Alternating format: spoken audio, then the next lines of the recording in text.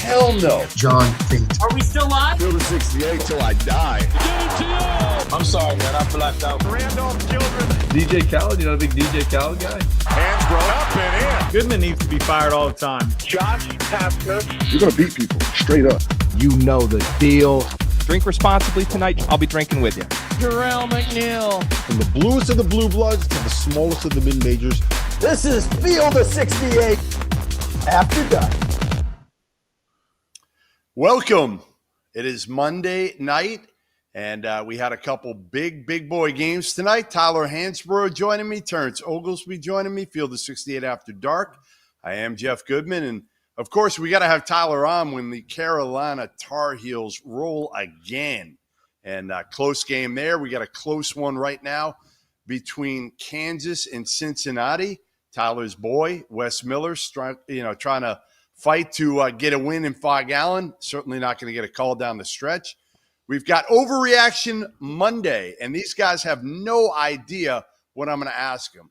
We're also going to be joined by a mid-major star, Robbie Avila, Indiana State, who takes after Tyler Hansbrough with his game. Well, not really. He's a little more skilled than Tyler and looks a little cooler too. Has some goggles that we'll ask him about. But all right, let's start with Tyler Hansbrough's view. He was front and center calling the game tonight for his Tar Heels, who, how about this? They outscored Wake 52-30 in the second half. They were down one at the break. They've now won 7 straight ACC games in double figures.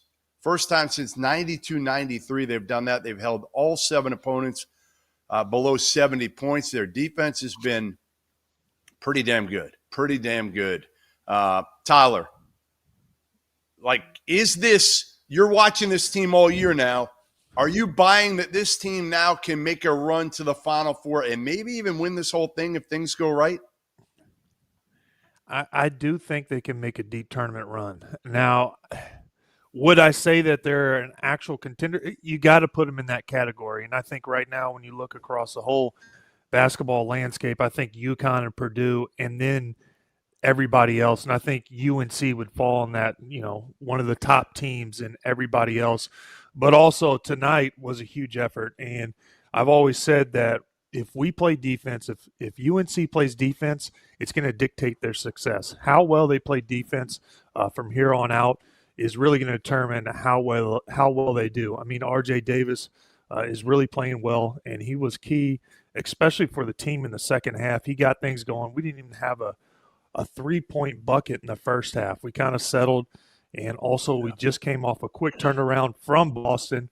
And so to do this in the second half after a quick turnaround in a road game, was very impressive. But they showed up and they played defense and they got another W.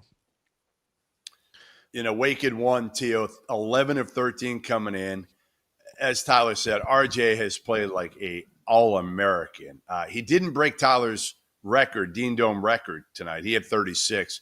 Tyler had 40 back his freshman year at Georgia Tech. He was 13 of 17 from the field, and Tyler went to the line a bunch. He only made 14 of 19, though. He went 19 times, Theo, but he only made 14. You left some on the floor there, T. T, I always say I should have shot more, and I would have shot more in the modern game. Would you have been? You're probably right. Would you have stepped out and tried to make threes in today's game? I think you kind of have to, and also I do feel like there's such a big push for it from all of college basketball, even the coaching staff. The one thing I don't like about the 3-point shot is you have guys that bypass a certain step in their game, and I've been a big guy on simplifying the game as far as being good around the basket, being able to make shots around there, and also free throws. I think in today's game, I think a lot of coaches and younger players put such a point on trying to make the 3-point shot that they can't shoot good free throws, and they're not making their free throws, and they're leaving huge gaps in their game just to be able to make a 3-point shot. I think it's a good weapon to have in your arsenal, but it's not what makes it's not a deal breaker to me, and there's much more to basketball than the 3-point shot. All right, Theo. Carolina, you heard it from the homer. he thinks they can go deep. I'm not sure he sold me on the fact that he thinks they can win the whole thing. Where are you with this Carolina team? Because they do have a star now in R.J. Davis, and everybody else is kind of falling into line. Cormac Ryan's starting to make some shots. Ingram's just playing his role. He was on the glass. I thought he was Tyler tonight. Where are you with this Tar Heels team? The most impressive thing to me is the analytics says that North Carolina has been guarding all year. And today I felt like Wake Forest was stuck on 45 points for God knows how long. It felt like an hour. And their ability to really lock down things on the perimeter, Wake Forest has got scorers, guys, like multiple guys that can score. And they're doing it with playing two small guys. And R.J. Davis, like I said, best small guard in the country. But Elliot Cadeau is getting up there, and finally he's learned how to play defense without fouling so much. That was a problem for him earlier this year. Now he's learned where to use his quickness, how to slide in front, not use his hands. Defensively, that's where the most impressive part about this North Carolina team is. Bacot, he kind of hits this perfect – it's not quite drop coverage because he's not all the way back. He plays a little bit closer up, and he still maintains pressure. Plus, those guards are fighting over so hard that it makes it impossible for guys to really create any separation. Defensively tonight, they were awesome. And offensively, earlier in the season – I was saying, this Carolina team's back to running the Carolina break. It's not the Carolina break. The only similarity between this North Carolina pushing the ball and teams of yesteryear is that initial advance pass. If they don't get something on that initial advance pass, they're running a whole bunch of nice stuff, and they're bringing Bacot out to the perimeter to where they can use their speed with R.J. Davis, to where they can use their speed with Elliot Cadeau, and then you have floor spacer with Cormac Ryan, and then Harrison Ingram. To me, he's been one of the most impressive players on that roster simply because he came in, he was great at Stanford. And Stanford wasn't good. He was really good there. For him to be able to buy into a role, 10 points on 4 of 7 shooting and 14 boards, and just understands he has to be a part of things. This North Carolina team, the only thing, and I've said this before, and I'm sticking with it, the only thing that scares me is they're about 7 deep. Truthfully, they're about 7 deep. They played 9 tonight. But once you get past Withers and Trimble, Jalen Washington hasn't given it to you consistently, and Wojcik is probably 10th, 11th guy. Fine player, but I think when push comes to shove and you're in that Elite 8 game and you got to put him up against some dudes, I think it's going to be difficult. That's the only thing that scares me about this North Carolina team, because that first 7, phenomenal. That first 7 can win a national championship. Yeah, Cadeau's been a difference maker for me. And you were talking about it earlier in the season, Tyler, and he's really steadily come along and gotten better. And today he's become a little bit more of an offensive threat. I saw him at Clemson, and he's not as shy to shoot it. He's just got to make a few a game. He's just got to keep defenses honest so they're not playing those guys, 4-on-5 at the end of the day. But, man, what he can do in terms of not just his speed and his ability to find guys, but the pace he plays at as a freshman, it's hard to kind of speed him up. He plays with a certain poise about him that you just don't see out of freshmen and then reclassified freshmen, Tyler. His turbo button is silly. He's a jitterbug, and he has different paces to his game. He can turn it fast. He can turn it slow. And the one thing I really like about Cadeau right now is it's really taken RJ and put him in his natural position. And I think last year we were asking a lot for RJ to be the point guard. And I think it's really made RJ kind of break out, and it's really helped his game. But also Cadeau's going to get better and better as the year goes on. He's going to get his confidence. And I think that Coach Davis has done a good job of allowing him to kind of make some of those mistakes and still play him and stay with him. And tonight, I thought he did a really good job of getting into the paint and getting those easy buckets and easy layups, even when Wake Forest was sagging off of him and daring him to shoot the outside shot.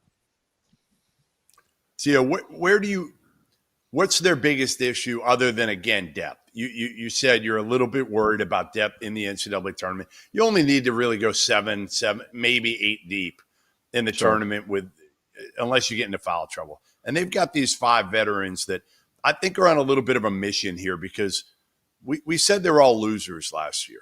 We did. Like, they heard it, right? No, but it's true. It is true. Like, Bacot heard it. RJ heard it. Harrison Ingram heard it out west. Cormac Ryan heard it. All he did was really lose for the most part. Jalen Withers was a part of a historic team, and Elliot Cadeau, he's the only one who didn't hear it but he was in high school. So I think that's part of it. But he played for the Swedish national team, and they lose a lot. There you go. So for what it's worth, they lose a lot. Go ahead. Keep going. Yeah, I just think, like, these guys, honestly, I think they bought in a little bit more because they weren't coming in with this, like, hey, we got it all figured out. None of them could. No, that's absolutely right. And look, there was it just didn't fit last year. The pieces just didn't fit. And the best thing that happened was Caleb Love leaving. And whether he was forced out or he left on his own, whatever, like his own decision, it's one of these things, like, it's best for both parties. I really think that the thing with this team is those two quick guards. You were getting to where, like, what's the downfall? They've lost to Kentucky, UConn, Villanova. Now, Kentucky is really talented. They can score a ton of points. So I'm going to leave that one alone because Kentucky's going to get hot. It was a shootout, and North Carolina could have won that game. So I'm going to leave that one alone. The other two are the ones that worry me a little bit more. And the reason being is, what does Villanova have? A bunch of big, switchable dudes. What does Connecticut have? A bunch of big, switchable dudes, and they're just going to beat you up. When you have smaller guards, you are susceptible to that. Doesn't matter how quick you are. It's the matter of those two teams that beat them in the Big East can just send waves of big, strong, older guys that are going to knock them on their butt. And they're not going to let them get out in transition quite as much. That's the only thing that scares me. But because of the way Elliott's continue to improve, guys, his turbo button is just silly. Like, his ability to go slow to fast is video game like. And you saw it a little bit today. He had Boopy Miller guarding him, Kevin Miller. And, like, his ability to just stand straight up, get down to a prone spot, and then just be gone is second to none in college basketball. And that's playing beside RJ Davis. So he's not going to draw the toughest defender on a given night. So their speed is deadly. Their size sometimes could be worrisome. But that all being said, to be able to right this ship, Hubert Davis, to me, guys, is ACC Coach of the Year. At this point in the season, he's ACC Coach of the Year because of what he's been able to do to turn it around so quickly and, keep his core intact. And when I say core, his best two players that fit into what they want to do. No, he's done a hell of a job. And again, a lot of us question whether he was the right guy for the job after last year, myself included. I thought, is he too nice a guy, right? Like, it just flipped so quick. And let's face it, the data was there. They had one really good month in his first 2 years. And that was a hell of a month, but it was one really good month. Tyler, who's their biggest challenge? Is it still Duke? And can Duke challenge them for the ACC regular season title now that Carolina's off to an 8-0 start? I would say if there's another team in the ACC that I think has a potential to be a contender, I would say they have a lot of talented guys. Filipowski, he's a very smart, dynamic big. They have some guys, some younger players are starting to play really well. And, also I do think that Jeremy Roach is a lot better player than a lot of people give him credit for. And I think he has the ability to turn it on as well. And I do think they're young. The McCain kid's playing really well right now. So I do think that Duke could get rolling, and they could be, somebody that eventually will challenge us. Tio, I'll say what Tyler won't. I'll say what Tyler won't because I know he's trying to be a nice guy and not be a homer. Nobody's challenging North Carolina. North Carolina's winning it this year. They're winning the regular season, and they're going to win the tournament. I've been that impressed with the team. Like, fun to watch, knocking down shots. With Cormac Ryan has any ligaments left in his ankles by the time his career is over, I would be amazed. He sprains his ankle every freaking day. He's got to stay healthy. Outside of that, nobody's challenging them in the ACC. I'm sorry, guys. Yeah, listen. They lose. Duke loses to Pittsburgh, but they lost without Jeremy Roach and Mark Mitchell. So give them a little bit of a mulligan on that one. But I'm with you guys. This Carolina team is guarding at a high level. All right, next on After Dark, I'm going to tell you the X factor for Kansas just emerged. As you guys know by now, we've partnered with BetMGM this season. We'll be using BetMGM lines to make all of our picks, and we'll have special offers for the listeners and the viewers of the Field of 68 each and every week of the college basketball season. We have a special offer that will be available starting on Tuesday, January 9th and running through Monday, February 12th, the morning after Super Bowl 58. If you haven't signed up for BetMGM yet, in honor of the big game, you can use the bonus code FIELD158 and you'll get $158 in free bets on your first wager with BetMGM, regardless of whether or not you win that first bet. Here's how you make it work. Download the BetMGM app. Sign up using the bonus code FIELD158. Deposit at least $5 and place your first wager on any game. You'll receive $158 in bonus bets regardless of the outcome of your bet. Just make sure that you use that bonus code FIELD158 when you sign up. And remember, BetMGM is now available under one wallet in select states. As a New Jersey resident, this is super convenient when I have to go cover games in New York or Philly, which happens quite a bit. When you cross state borders, you just log into your existing account and fire away. You don't have to create separate accounts in each state. It's easy, it's simple, it's clean. And most importantly, we have some fun stuff coming up for the heart of the college basketball season. Bet insurance tokens, college hoops odd boosts, and my favorite, a nice juicy parlay boost. So download the BetMGM app and sign up today. Field 158.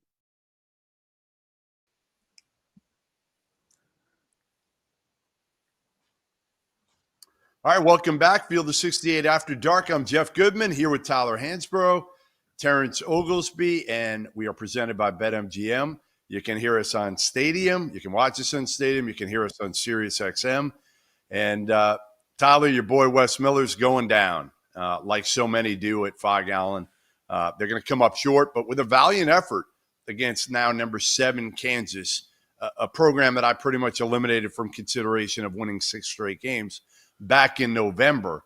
But now, I don't know, guys. Johnny Furphy has arrived finally. And Bill Self has decided, you know what? The only way we're going to have a chance to go to a Final Four or win a national title is feed this young freshman minutes. And he's given him 30-plus minutes a game. And tonight, he's got a career high. He's got 23 points, 11 rebounds. He's making shots. He's playing aggressive. Now, he's not great defensively, and he probably weighs $160, but he is fighting, Tyler. And to me, this gives them the X factor that they've needed all year.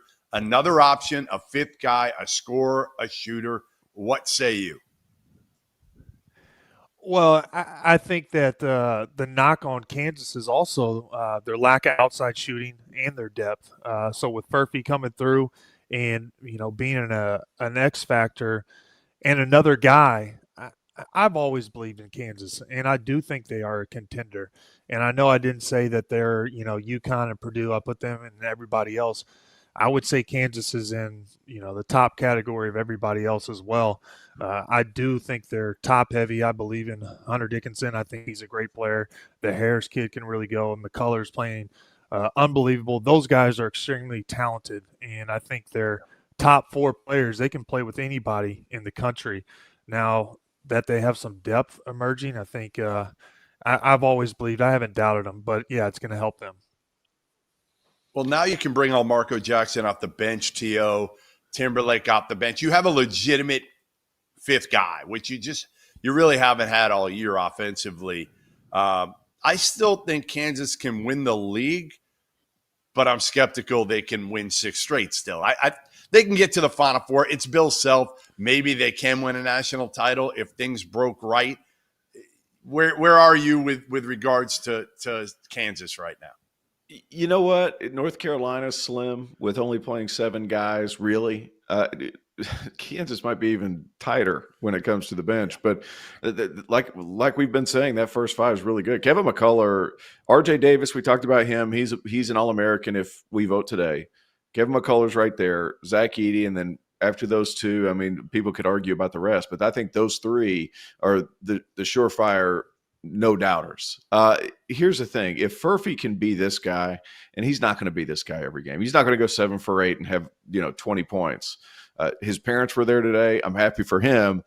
Yeah, they got out-rebounded today by 11. Cincinnati at home. Now, Cincinnati has some big front court players. Was it Bandago and then Locken? Locken's got some of the best talent hands in college basketball. They're playing big at the 4 and the 5. John Newman's an awesome athlete. I was part of a staff that coached him at Clemson. He is an awesome athlete. So they're 3, 4, 5 at Cincinnati's really good. But if Furphy's going to be in that lineup at 6'8", 6'9", he's going to have to help do some of the other things. Like he had 11 boards. Where's the rest of them? Hunter Dickinson today, 6 boards. Like you got to rebound the basketball better if you're going to play. And kudos to Wes Miller for his guys. They came out, they played hard. They just couldn't shoot the basketball. That's what it came down to. If they were able to hit any shots, I want to say in the first 6 minutes of the game, it wasn't Cincinnati against Kansas. It was Cincinnati against layups. Like it was crazy. They probably missed 7 or 8 opportunities right there at the rim. When you're playing at Fog Allen, you have to win that. They've got 3 guys that I'm buyers on as big as I'll ever buy anybody, and that's McCullough, Dickinson, DeJuan Harris. Outside of that, it's a whole lot of up and down. I understand.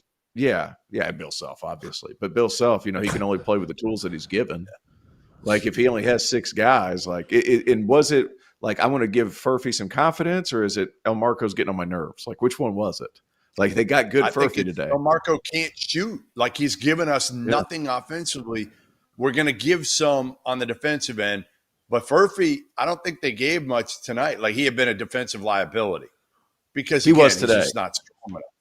Today, there was a timeout. Like, yeah, he was, but he was a defensive liability. They have to protect him a little bit. There was a couple of times, Dan Skillings, who went berserk today in the first half, it was all at Furphy's expense. And there was a timeout. They called it.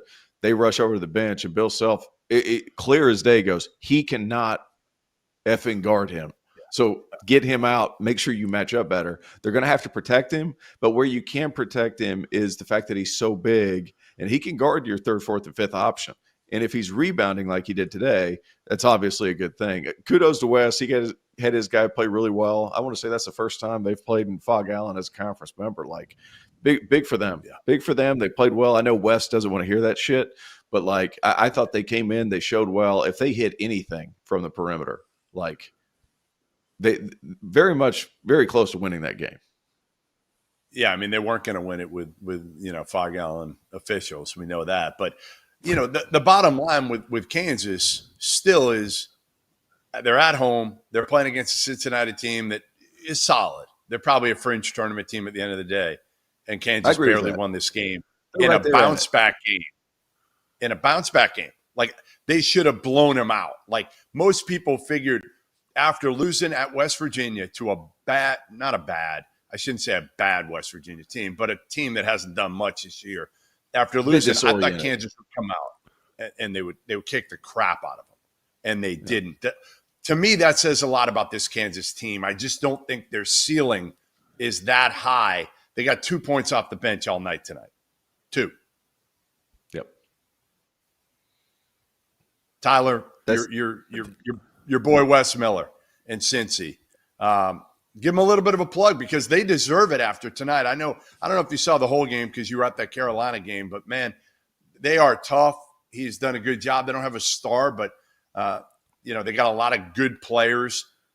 How does he come out of this one? Again, T.O. said, like, no moral victories probably for Wes Miller.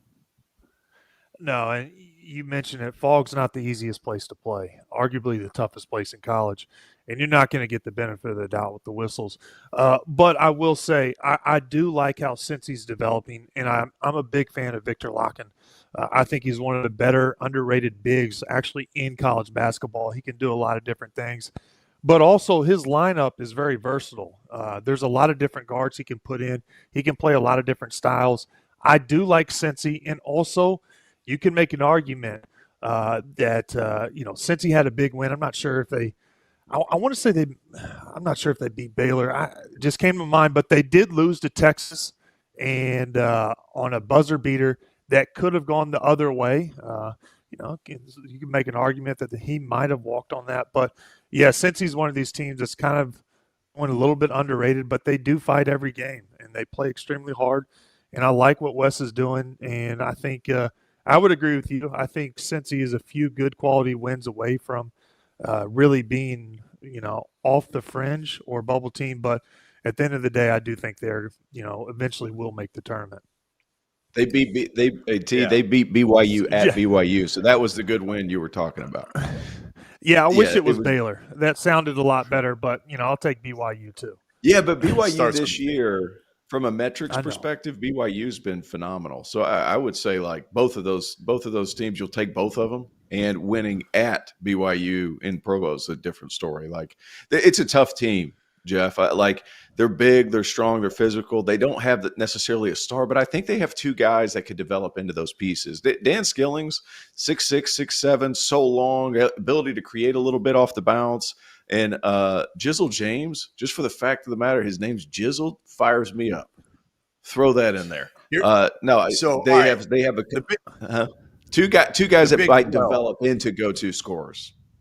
Let's get into the Big 12 for a couple minutes before we get to our special guest after the break. But this is a league that I think after Kansas and Houston, I think we all probably would still agree they're a notch above everybody else, right? I mean, anybody disagree with that? No. I mean, it's hard to, right? I mean, Kansas got the home court advantage. They're not losing it at Allen. Houston's so tough. They held UCF to 10 points last game or something. My big question is the disparity after that. And I think we know the bottom of the league. It's some order of UCF, West Virginia, Oklahoma State. Those are probably the bottom three. But that middle is really hard to figure out right now. Really. You think Texas is towards the bottom? You're going to put them in that bottom group? As far as metrics are concerned, they are. And I've never been a huge numbers guy. I don't like the Asmus Hunter thing hasn't really worked out like I thought it would. Yeah, I mean, listen, they've got talent, but I'm not sure the pieces fit together. They're missing that big wing. I love Brock Cunningham, but I love him coming off the bench. They have more talent than some of those other teams. My question to you guys is, all right, gun to your head, who are you taking number 3 in the league? Who finishes behind Kansas and Houston to you? You know what? It just depends on what you're going to rely on. There's so many guys that could do it. Grant McCaslin, what he's done, year one, just kind of scratching it together. 15-3, last loss to Houston. Now they got whipped in Houston, but then they bounced right back and beat BYU by 7. What he's able to do defensive, just to win games. Their metrics aren't off the chart. I get all that, but Texas Tech needed a reboot in Lubbock after what happened last year. He's gotten the most out of Pop Isaacs. He's gotten the most out of Joe Toussaint, who fits that defensive scheme perfectly. Texas Tech, I have a hard time going against anybody coached by Grant McCaslin. He's not the name that everybody knows. But those who really know the game understand what kind of coach he actually is and what he gets the absolute most out of his players. Look no further than what Tyler Perry's done at Kansas State. He's been okay, but what he was doing for Grant McCaslin, was a little bit different. And that's not to take anything away from Jerome Tang. It's just the styles, what he's able to get out of players that sometimes don't necessarily match up whenever you're playing somebody like a Kansas, if that makes sense. Tyler, who do you got? I'm going to go with Baylor. I like Scott Drew. Obviously, they have a guy that they can give the ball to, the freshman, and he can score. He can create his own shot. But I'm a big believer in Drew. I think he does a great job defensively, and he always has his team speaking at the right moment. So I'm going to buy Baylor. Yeah, I'm with you. I'm not going against Scott Drew here. To me, won a national title. I know they can't guard anybody right now, but I think that defense will get a little bit better as the season goes along, and they've got a veteran point guard in Ray J. Dennis who's done a solid job. Obviously, they've got one of the best freshmen in the country in Jacoby Walter. They've got enough pieces there that, to me, Bridges, enough guys that return to the program that will help. But it is tough. It is really tough. Iowa State, TJ Otzelberger has done, a national coach of the year type job. Getting them at 14-4 right now. Oklahoma, Porter Moser's done a heck of a job. BYU, Mark Pope, Jamie Dixon had a great stretch there for a little while, and your boy Wes Miller certainly tonight validated further what he's done. All right, next up, after dark, mid-major star. You are not gonna want to miss seeing this kid. What's going on, guys? Before we get back to the show, I need to let you all know about the Field of 68 Daily, an all-encompassing college basketball newsletter that arrives in your inbox, you guessed it, daily. For less than $1 a week, you'll wake up every morning to more than 1,500 words detailing everything that you need to know to stay up to date on the world of college basketball. From the notable mid-major upsets to the stars that are out injured to the breakout performances that only our team of college basketball junkies watched. The Daily is edited and produced by Mike Miller, who spent more than 2 decades running NBC's digital written content, and is subscribed by more than half of the Division I coaching staffs, the biggest names in college basketball media, and the agents that work as power brokers in the sport. For just $50 for the year, you get access to the same information that the insiders get. And before we get you back to your regularly scheduled Field of 68 content, let me tell you guys about the Field of 68 merch store. Head over to field68.shop for officially branded Field of 68 apparel. Whether you're supporting your favorite team in the student section or from the couch, there is no better way to gear up than the latest from the Field of 68. The best thing I can say about our merch is the quality of the product. Anyone that has ever worn a t-shirt knows how frustrating it is when the neck gets all stretched out and the bottom of the shirt starts looking like the bottom of bell-bottom jeans. And there's nothing worse than a hoodie that loses its snugness that makes it such a perfect way to stay warm during the cold winter weather. Whether you're shopping for yourself or for the college basketball fan in your life, everything you need is at the Field of 68.shop.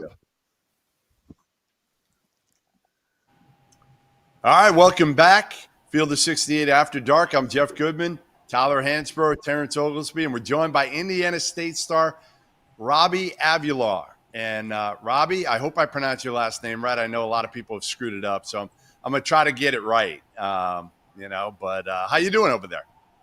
I'm doing well. Yeah, no, that last name's tricky for everybody. Nobody gets it right on the first try, so it's all good. All right, pronounce it the right way for us so we get it right. I got you. It's Avila. It's like Avila. Avila. All right. Yep. All right. There you go. There you go. Sorry about that. You're all good. No, we should get it right. We should get it right because you deserve it, my man. You're averaging almost 16 points a game, 7 rebounds, 4 assists, shooting 43 from 3. But most importantly, your team is 16-3. You're 7-1 in the Valley right now, with the only loss coming against Drake. You don't look the part, Robbie. All right? I'm not going to lie to you. You don't look the part. I think you've probably heard that before a little bit, whether it's the glasses or the goggles on the court, whether it's the game. Tell me a little bit about, again, just kind of if you had to give a scouting report on your game, give it to those who haven't seen you play. Yeah, when they first look at it, they see, a big guy with goggles, and so it kind of throws people off at first. But I think using that to my advantage where they don't expect much, being able to, come out quick is something I'm able to do. Being a big guy who's able to shoot the three from outside but also facilitate like a guard too is something I pride myself on. And so just kind of being an all-around player for our team is just something I'm able to do for us. Go ahead, Tyler. Robbie, I got a question for you. Do you plan on upgrading the goggles, and can you give us a breakdown of what's your thing? What's your deal with the goggles? Because I respect it. I love it. Yeah, so I've been wearing them for a long time. Mine I actually currently are starting to wear down on me a little bit. So I actually just 2 days ago I went to an eyewear place and got me a new pair. So I'll be showing a new edition of the goggles here pretty soon. So you got to be on standby for that one. I have to check that out. I like that. Stand by for the goggles, baby. Stand by for the goggles. Hey, so when I was at Carson Newman a couple of years ago, and Josh Schertz was at Lincoln Memorial, and one thing I know about Schertzy is the fact that if he has a really good player, he had a guy named Kavasi McCauley who was at Division II, who's averaging like 30 points a game. What is it about Schertz that puts his best players in the right spots? Because Kavasi was a much different player than you. And yet you're having success because he's orchestrating this offense around you. Is it something that you go into the season kind of talking with him, or is it he just puts it in your hands and lets you rock? Yeah, Schertz is obviously extremely smart when it comes to the X's and O's of the game of basketball. And so he kind of allows us to kind of do freely, what we want to do, but he puts us in the right positions, whether it's me or, our other teammates. He just knows what to do for us, which allows me to play my game, at the highest level. And so being able to play in and out of his system is just, a blessing. And, I've kind of done so well so far right now. So just continue to try and, keep listening to him. How cool has this been for you, though, Robbie? Because obviously you weren't recruited at a high level coming out of high school, even though you put up really good numbers coming out of Illinois. But to have kind of this type of impact, and you had a good year last year as a freshman, but you've had an unbelievable year this year. The team has so much success so far, and you guys can return all 5 starters next year as well. But just what's it been like for you? And I guess, in terms of maybe the expectations that you had coming into college, how would you assess that? It's been a blessing so far. Obviously this year we're having an amazing start to our season. We still got a long way to go, but 16-3 at this point, it's a pretty good job for now. And so just have been able to have these, good 2 years so far, and just trying to continue to, obviously evolve myself in my game. I just kind of take it a little bit at a time, day at a time, and just look to try and make the most out of, everything that I'm given. What's been the biggest part of your team's success? Because Missouri Valley is a good league. Like, you guys racking off 3 straight, Belmont by 30, Missouri State by a good number, and then Murray State, who our man Steve Prohm's down there coaching, he does a pretty good job. And what's been the biggest key thing? Because offensively, Indiana State's ranked towards the top of the country. Is it just offense? Is it being able to get out and play fast? Is it your passing? Like, what's been the singular thing, if something came to mind, that has set you guys above within that league? I think obviously everybody knows that our offense is, at a really high level. But I think, because Church talks about all the time, is the thing that kind of separates us from team is our culture, the togetherness of the team. We always, find a way to stick together no matter who's having a great night. I can go for 20 one night, Swope could go for 20 another night, Ryan Conwell can go for, 20. And so just being able to enjoy each other's success, mixing that in with our good offense and, playing hard on defense is just something that, I think is what's taken our team to the next level. All right, Robbie, give me the funniest thing somebody has said to you, a fan, an opposing player, because I'm sure you've heard some trash talking coming your way. Yeah, no, I mean, obviously everybody likes to pick on the Goggles, so they always, they don't even say my name anymore. It's just Goggles. But I think the funniest thing is, because not only do I have goggles, I have a couple of tattoos on my arm. And so I remember last year at the tournament, I think we were playing Bradley, and one of the guys is yelling in the stands, he's like, "Is your tattoo Sharpie?" And I'm like, and they're real. So I gotta, they get me here and there, but it's a lot of stuff that's being said out there that I just find funny. Hey, Robbie, I got it. Have you ever thought about getting the NIL rec specs, or looking at that? Because I think there's a deal out there to be had. Especially, I don't see many college basketball players rocking the goggles right now. There's not enough, man. Yeah, no, I'm trying to bring the wave back, but I'm trying to work on something here, I say working a little bit here and there, but I haven't gotten nothing just yet. Listen, if somebody can help you, it should be Psycho T here. He should be able to help you get some NIL deal. I want to know, listen, hey, Tyler, what was your vertical coming out of North Carolina?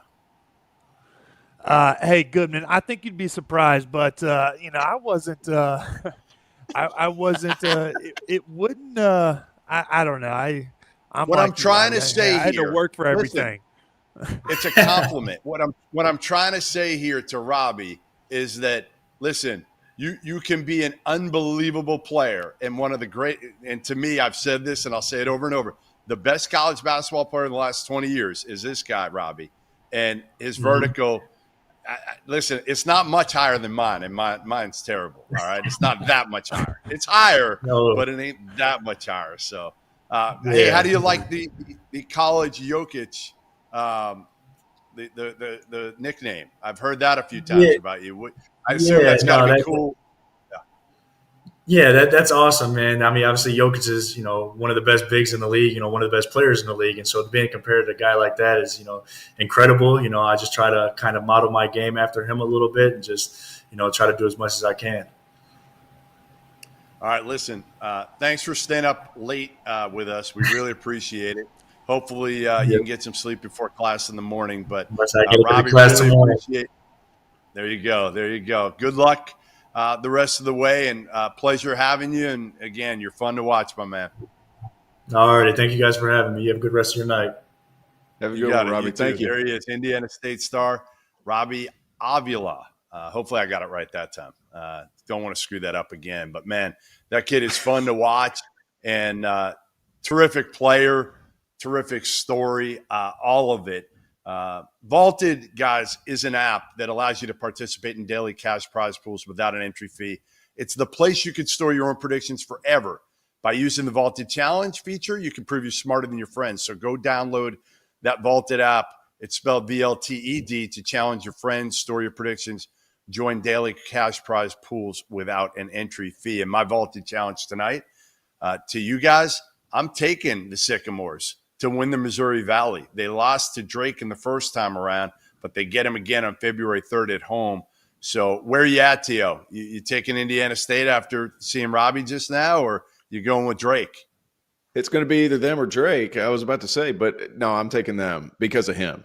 It's so difficult to guard. It doesn't matter what level. And the Missouri Valley is very good this year. I think that's a big thing with DeVries. Was it DeVries or DeVries? I think it's DeVries over at Drake. I watch the games without volume.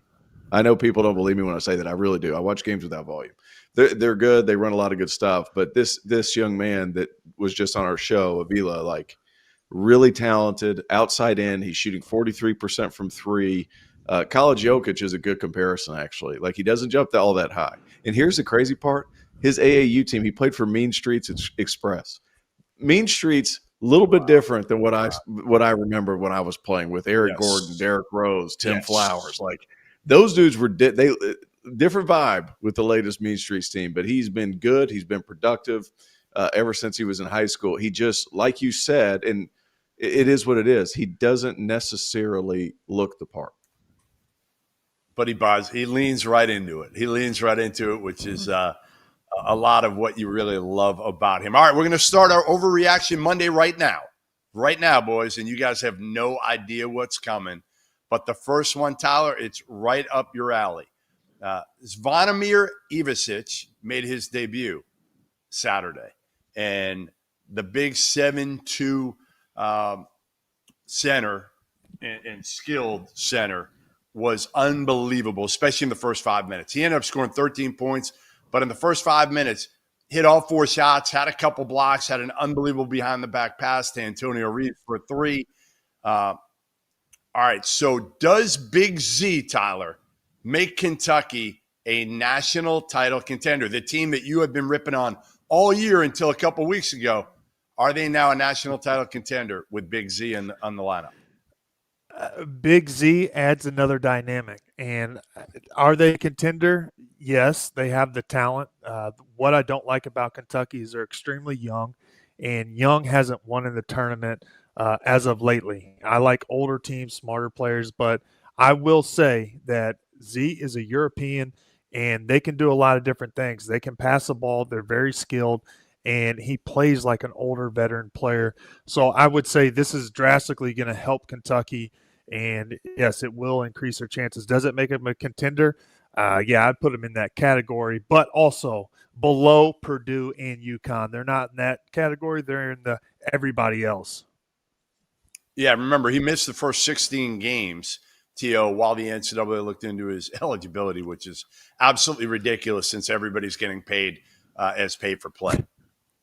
Yeah, it's crazy. Should have never happened. They should have let him in, let him play it a long time ago. I thought there was a reason Calipari went to Serbia and spoke a couple of summers ago, and it turns out to be Ivisic. How good is that guy? So talented. The recognition to catch that ball and throw it behind his back, that's floor vision. That's understanding. It's a great – Kentucky national championship contenders. I don't know how to say that any differently. They're that talented, and they're going to be huge across that front line now. Yeah, I'm with you guys. they have everything now. They've got guards. They've now got front court depth where they had no front court just a couple of weeks ago. All right, when we come back, Tyler's going to tell you why he was completely wrong about Illinois and why they're now Final Four contenders after dark. As you guys know by now, we've partnered with BetMGM this season. We'll be using BetMGM lines to make all of our picks, and we'll have special offers for the listeners and the viewers of the Field of 68 each and every week of the college basketball season. We have a special offer that will be available starting on Tuesday, January 9th and running through Monday, February 12th, the morning after Super Bowl 58. If you haven't signed up for BetMGM yet, in honor of the big game, you can use the bonus code FIELD158 and you'll get $158 in free bets on your first wager with BetMGM, regardless of whether or not you win that first bet. Here's how you make it work. Download the BetMGM app. Sign up using the bonus code FIELD158. Deposit at least $5 and place your first wager on any game. You'll receive $158 in bonus bets regardless of the outcome of your bet. Just make sure that you use that bonus code FIELD158 when you sign up. And remember, BetMGM is now available under one wallet in select states. As a New Jersey resident, this is super convenient when I have to go cover games in New York or Philly, which happens quite a bit. When you cross state borders, you just log into your existing account and fire away. You don't have to create separate accounts in each state. It's easy, it's simple, it's clean. And most importantly, we have some fun stuff coming up for the heart of the college basketball season. Bet insurance tokens, college hoops odd boosts, and my favorite, a nice juicy parlay boost. So download the BetMGM app and sign up today. Field 158.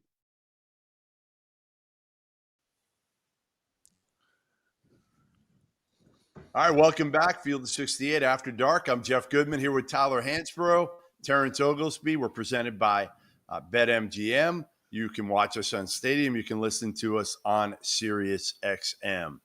We are on to Monday overreactions. First one was whether Kentucky is a national title contender with Big Z.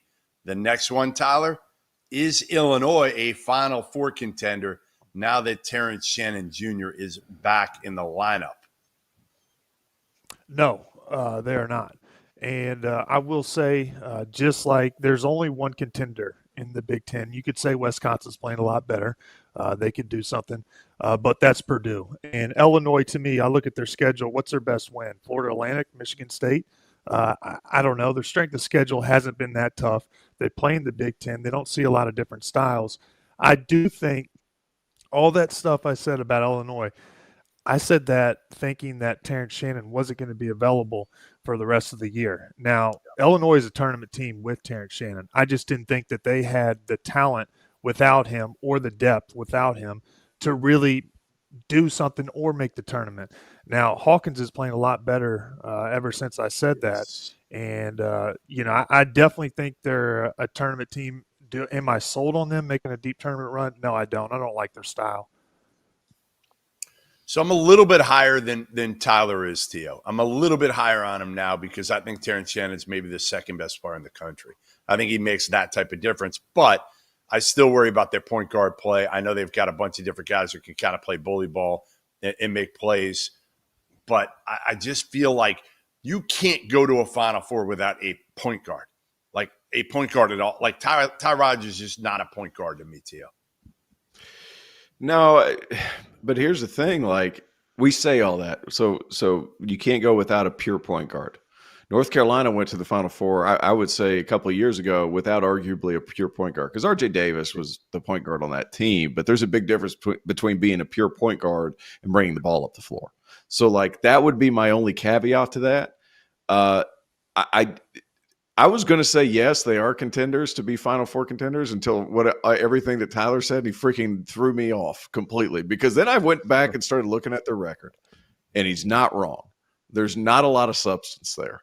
So Michigan, Rutgers can't score with a pencil. Michigan State's been underwhelming. Lost to Maryland at home. That's not going to look good. Purdue, everybody loses to Purdue, but Florida Atlantic has been so up and down, you don't really know what to expect. Outside of those, there's not really a high quality win. One win that makes you say, well, maybe. there hasn't been that. They've beaten who they're supposed to beat. And sometimes when you get to the NCAA tournament, you're going to have to beat teams that you're not supposed to beat in order to advance to that next level. I just don't know that it's there. The pure point guard thing, I would push back a little bit on that because we've seen it done recently without a quote unquote pure point. However, but those guys could shoot the ball. Like Ty Rodgers, it is like playing 4-on-5 because again, teams just dare him to shoot. Like that's my biggest concern. And is Terrence Shannon going to shoot 40+% from three like he did prior to being suspended? That's the other part. I think Terrence Shannon is just going to pick up where he left off. And also Marcus Damask, he initiates sometimes too. So I wouldn't say that it's always like Ty Rodgers. Like that's so weird to me that he's even playing the point. But they'll have other guys that play well. Justin Harmon played well last game. Like it's just a matter of, are they going to have enough floor spacing? I think with Terrence Shannon back, they are going to, and they have enough guys that they'll be able to at least run offense too. And Coleman Hawkins is really talented. If he can keep his head on for 82 games, he might be an NBA player. It's just a matter of like, can you get him to focus long enough for enough games consecutively to be that type of guy? He can be. It's just he hasn't shown that ability. So the point guard situation is a situation. I would say that Terrence Shannon makes up for a lot just because he's so good himself. I worry too, Tyler, about Terrence Shannon going on the road and how it's going to affect him on the court. Because, listen, you got a lot of things said to you when you went into opposing arenas. You were hated. Let's face it. You were hated. You were a villain in college basketball. But this is at a completely different level with all the legal stuff that's going on around Terrence Shannon. There are a lot of people that do not think he should be playing right now. And some of those opposing crowds and those fans are going to get on him like he's never heard before. Yeah, and, this is I've had a lot of things said to me, and but a lot of things that are going to be said to Terrence Shannon are going to be a lot different. And what he's going to have to do, I don't know how you do it. You're going to have to block it out and stay focused. And that's a hard thing to do, especially the Big Ten. There's a lot of different atmospheres that are tough, and a lot of different away games are going to be difficult. But it does seem like this team has a little bit of, they have good chemistry, and it seems like they're pretty much intact. So, I don't know how you would just block this out, but he's going to have to figure out if Illinois wants to be the team that they desire to be and what they think they can be. He's going to have to figure out how to handle that.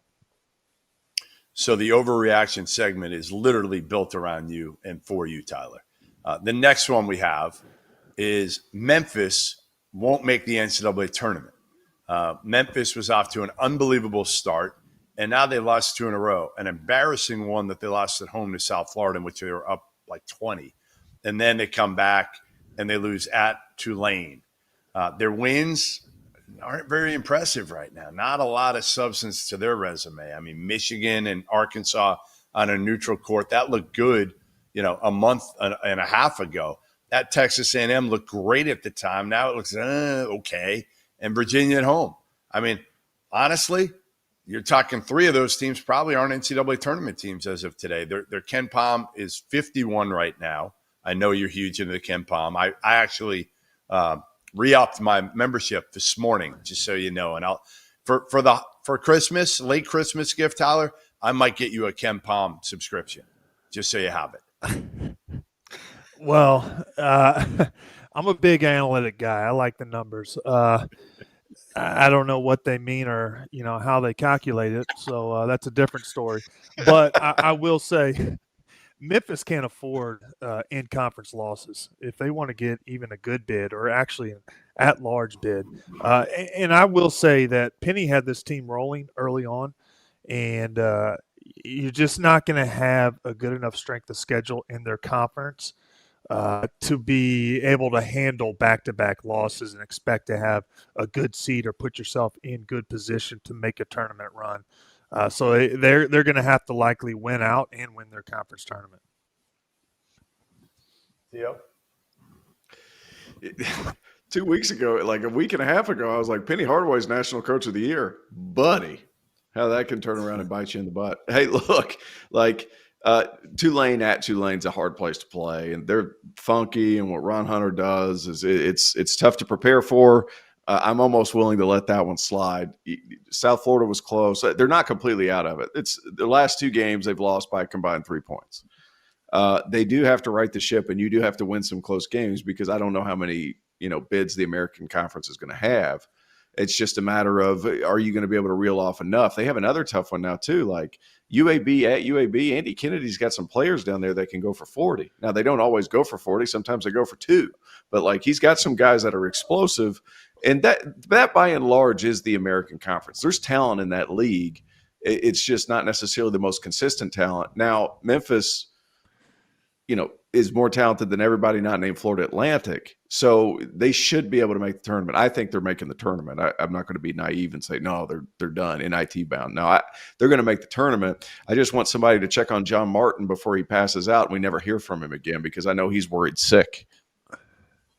Yeah, I think they get bored. I think that's the problem with this league is these Memphis guys, are playing teams like Michigan, Arkansas, Villanova, even Clemson, Virginia, like teams that they know who they are. And then they go and they play, Tulsa and UTSA, and they struggle against those guys in South Florida. And they're the type of team that just gets a little bit bored. And to me, there's a lot going on around that program. Think about it over the last few weeks, right? Mikey Williams doesn't return. And now I don't even remember where he transferred. I think he's at UCL. UCL. Right. And then you got Jordan Brown, who came in as kind of a somewhat coveted transfer from Louisiana, and he leaves the team, and now he's back with the team. They add Naquan Tomlin, transfer, talented kid from Kansas State, who had been suspended at Kansas State. There's just not a lot of stability. Right. It feels like an NBA type of atmosphere in team, and it kind of is with Penny and Rick Stansbury, right? They're bringing in as much talent as they can, but I feel like that can catch up with you a little bit when you start doing it, late in the summer and during the season. All right, last one. We're going to bang out one more here before we end the show. Arizona won't win the Pac-12, Tyler. They're 5-2. They got losses at Stanford and Washington State so far. Oregon is 5-2. Stanford is half a game back, tied with Colorado and Utah. All 3 of them are a half a game back. We thought Arizona was going to run away with this one. Arizona's going to win the Pac-12. They're too talented. They're by far the best team in the Pac-12. It doesn't make sense to me right now, looking at their, how they got these losses in conference. But to me, I do believe that Arizona will win the Pac-12. Gio? Yeah, they're going to win the Pac-12. I was starting to gain some steam on Oregon because young talent usually catches up by about February. Then they drop 2 in a row to 2 good teams in Colorado and Utah. They're just not going to be able to reel off enough. Arizona's going to win that league. Yeah, I'm with you. I'm taking my my alma mater here to pull away here late, and they have too much talent. They have too much depth, and they have a heck of a coach in Tommy Lloyd. All right, thanks for joining us tonight here on Field of 68 After Dark. For Tyler Hansbrough, for Terrence Oglesby, for our producer, Trevor Valise, I'm Jeff Goodman. Make sure you stick with us. Get over to Stadium on Last Call. Ask us